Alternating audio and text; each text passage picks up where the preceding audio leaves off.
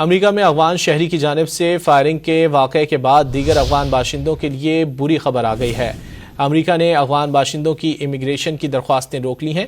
امریکی immigration agency کے مطابق افغان باشندوں کی امریکہ میں امیگریشن کی درخواستوں کو غیر معینہ مدت تک کے لیے روک دیا گیا ہے۔ وائٹ ہاؤس کے قریب فائرنگ کرنے والا ملزم خود امریکہ کے لیے کام کرتا رہا اور کابل میں طالبان حکومت آنے کے بعد واشنگٹن منتقل ہو گیا تھا، جس کے بعد امریکی حکام نے ایک جانب تمام افغانوں کی اسکریننگ کا فیصلہ کیا ہے اور دوسری طرف امیگریشن کا عمل بھی معطل کر دیا گیا ہے۔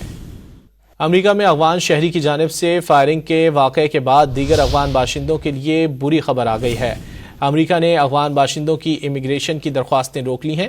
امریکی امیگریشن ایجنسی کے مطابق افغان باشندوں کی امریکہ میں امیگریشن کی درخواستوں کو غیر معینہ مدت تک کے لیے روک دیا گیا ہے۔